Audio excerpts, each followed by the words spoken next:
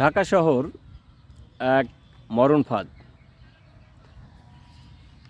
এইখানে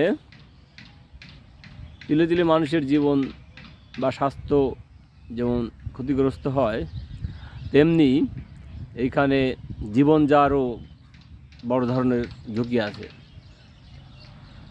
পরিবেশ দূষণ, শব্দ দূষণে যেমন মানুষের স্বাস্থ্য এখানে কঠিন অবস্থার মধ্যে পড়তে পারে, তেমনি এইখানে জীবন যাওয়ার ঝুঁকিও বিভিন্ন দিক থেকে বেশি। যেমন আগুন ধরে, হাইরাইজ বিল্ডিং আগুন ধরলেই মানুষ দেখা যাচ্ছে মারা যায়। ভূমিকম্পর এখানে অনেক বড় ঝুঁকি আছে। বেশি মাত্রায় ঝুঁকি হলে ঢাকা শহরের হয়তো বা অনেক মানুষই মারা যাবে এবং অনেক বিল্ডিংই ভেঙে পড়বে। ডেঙ্গুতে যেটা নিয়ন্ত্রণযোগ্য একটা সমস্যা, সেই ডেঙ্গুতে প্রতি বছর অনেক মানুষের জীবন যাচ্ছে। করোনায় ঢাকা শহরই সবচেয়ে বেশি, ঢাকা শহরেই মানুষ মারা গেছে। বদ্ধ জায়গা, তো মানুষ যে ফিজিক্যাল ডিস্টেন্স বজায় রাখবে সেইটা বেশ কঠিনই ঢাকা শহরের জন্য। ঢাকা শহরে যে ভিড় রাস্তাঘাটে, সেটার কারণেই আসলে সংক্রামক যে ব্যাধি আছে সেগুলো ছড়ানোর সম্ভাবনা ঢাকা শহরেই বেশি। ট্রাফিক জ্যাম, এখানে মানুষের সময় শ্রম নষ্ট হয়, যাতে মানুষের মানসিক স্বাস্থ্য ক্ষতিগ্রস্ত হয়। এই ট্রাফিক জ্যামের কারণে মানুষের শ্রম ঘন্টা ব্যয় হওয়ার কারণে অযথাই ব্যয় হয়, তাতে আমাদের যে জিডিপি গ্রোথ সেইটাও এইখানে ক্ষতিগ্রস্ত হচ্ছে। ঢাকা শহর ঘনবসতিপূর্ণ শহর হওয়ার কারণে এইখানে খোলামেলা জায়গার অনেক অভাব, যার কারণে বাসায় গ্রোয়িং এজের বাচ্চারা বা ছোটো বাচ্চারা সারাদিন বাসায় থাকতে বাধ্য হয়, খেলাধুলার সুযোগ নাই। তাতে তাদের মানসিক এবং শারীরিক গ্রোথও গুরুতর ঘাটতি থেকে যাচ্ছে। এবং পরিবেশ দূষণের কারণে বাচ্চাদের ছোটোবেলায় থেকেই রোগ প্রতিরোধ ক্ষমতা খানিকটা কম নিয়েই তারা বড় হচ্ছে ঢাকা শহরের সীমানার মধ্যে। তো এই ঘিঞ্জি ঢাকা থেকে ঢাকাকে সুন্দর করতে হলে আসলে অনেক প্রশাসনিক পদক্ষেপ নেওয়া দরকার, যেটা অতীতে বিএনপি বা আওয়ামী লীগের আসলে করা দরকার ছিল। যেমন ঢাকাকে প্রশাসনিক একক, একটা স্বায়ত্তশাসিত প্রশাসনিক একক হিসেবে গড়ে তুলতে হবে। যেমন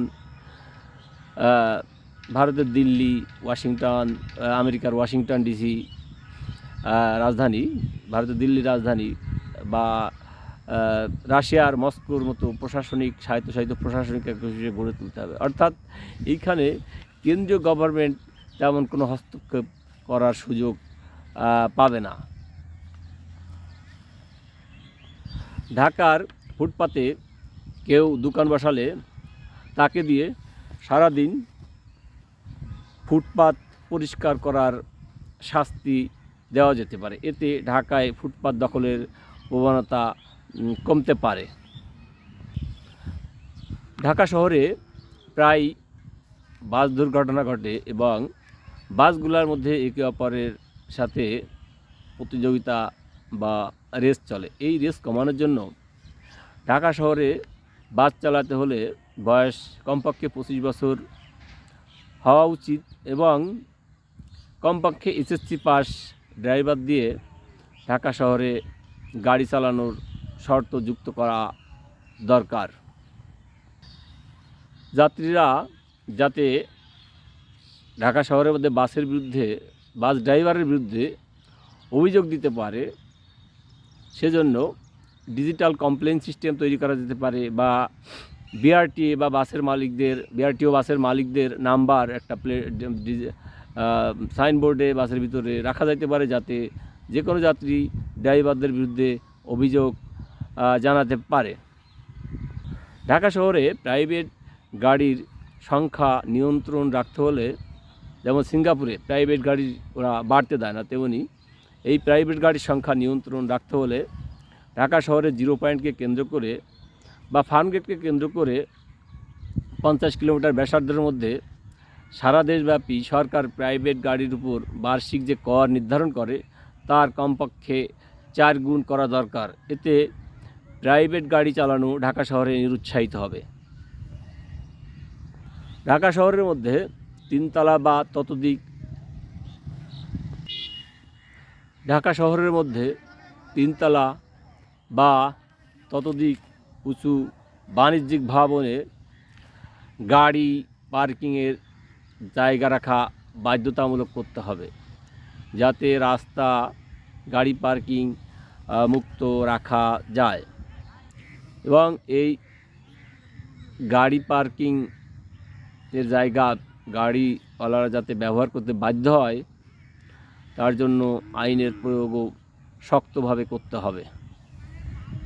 রাজনৈতিক দলগুলা ঢাকা শহরে সভা সমাবেশ ডেকে অনেক সময় ঢাকা শহর অচল করে দেয়। এতে সাধারণ মানুষ বা অ্যাম্বুলেন্সে যে রুগী থাকে তারা অনেক সময় ভোগান্তির শিকার হয়।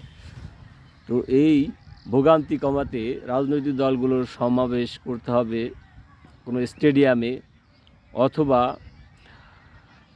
তাবলিগ জামাতের যে মাঠ আছে টঙ্গীর তুরাগ নদীর তীরে, ওই ধরনের ফাঁকা জায়গায় তাদের সভা সমাবেশ করতে বাধ্য করতে হবে। এতে জনগণের ভোগান্তি লাঘব হবে। এরপর এখন এই সব তো সমস্যা এবং সম্ভাব্য সমাধান বললাম। এখন এই সমাধান কারা দিবে? সরকার তথা রাজনৈতিক দল বা জোট। তো আসছে 2026 সালের 12ই ফেব্রুয়ারি যে নির্বাচন হবে, ওই নির্বাচনে প্রতিদ্বন্দ্বী 2 জোট, জামায়াত নেতৃত্ব এবং বিএনপি নেতৃত্বে যে 2 জোট আছে, তাদের কাছে আমরা ঢাকা শহরের সমস্যা সমাধানের এই দাবিগুলো তুলে ধরতে পারি। তারা যাতে নির্বাচন ইশতেহারে এগুলো অন্তর্ভুক্ত করে। এগুলো বাস্তবায়ন করতে পারলে নাগরিক হিসেবে ঢাকা শহরে সুন্দরভাবে বসবাস করার সম্ভাবনা তৈরি হবে। তো এগুলা আমরা জনস্বার্থ নিয়ে কাজ করি। তো এই চ্যানেলটা সাবস্ক্রাইব করে রাখতে পারেন, যাতে এ ধরনের আরও ভালো কাজ ভবিষ্যতে করতে পারি বা সাধারণ আইডিয়া নিয়ে কাজ করতে পারি। ধন্যবাদ সবাইকে।